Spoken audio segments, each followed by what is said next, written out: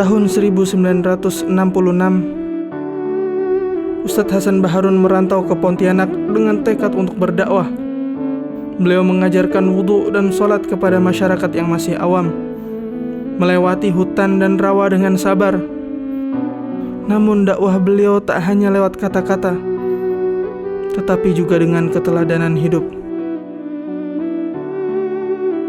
Selain berdagang untuk memenuhi kebutuhan, beliau menggunakan keuntungan dagangnya untuk membantu orang yang kesulitan, bahkan membebaskan hutang-hutang mereka dalam perniagaannya. Ustadz Hasan membangun kedekatan dengan masyarakat, menyelesaikan konflik, dan mengajak mereka mendekat kepada agama.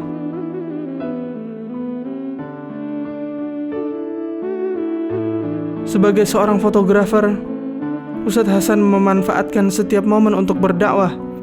Saat masyarakat menunggu foto, beliau menyampaikan ceramah agama dan mengajak mereka sholat bersama. Aktif di Partai NU, beliau menjadi juru kampanye yang berani dan tegas. Meski sempat ditahan, dukungan keluarga dan masyarakat membuatnya bebas.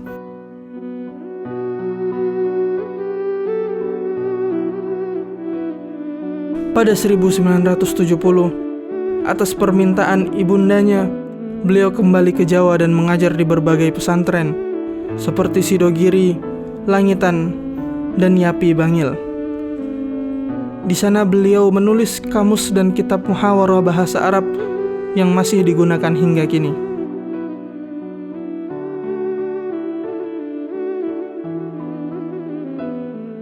Pada 1982, Ustadz Hasan mendirikan pondok pesantren Darul Lughah wa Da'wah di Bangil. Dimulai dari 6 santri di rumah kontrakan, pesantren ini tumbuh sebagai pusat ilmu dan dakwah berkat perjuangan dan ketulusan beliau.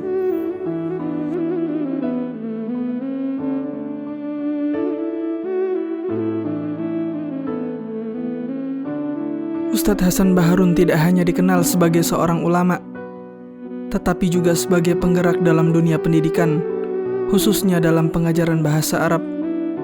Beliau sering mengisi seminar di berbagai perguruan tinggi, pondok pesantren, dan lembaga pendidikan untuk menjelaskan betapa pentingnya penguasaan bahasa Arab sebagai bahasa ilmu dan agama.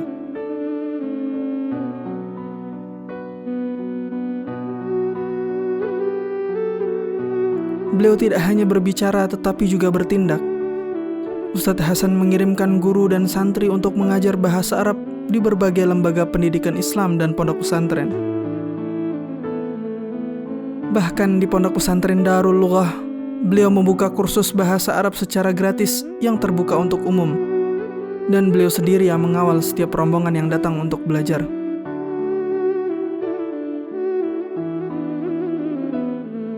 Tidak cukup hanya itu, Ustadz Hasan juga memberikan motivasi terus-menerus kepada para ulama dan kiai untuk membiasakan penggunaan bahasa Arab.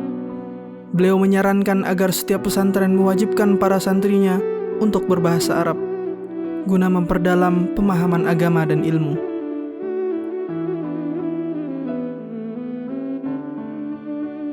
Sebagai pengawas yang penuh perhatian, beliau selalu mendorong guru-guru untuk menulis karya-karya ilmiah terkait bahasa Arab.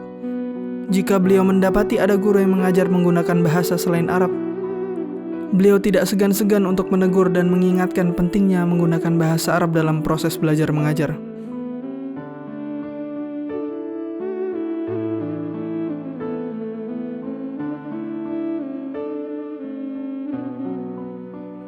Abuya Hasan bin Ahmad Baharun telah meninggalkan warisan abadi. Semangat dan perjuangannya akan terus hidup dalam setiap langkah kita. Semoga Allah memberkahi setiap amalnya.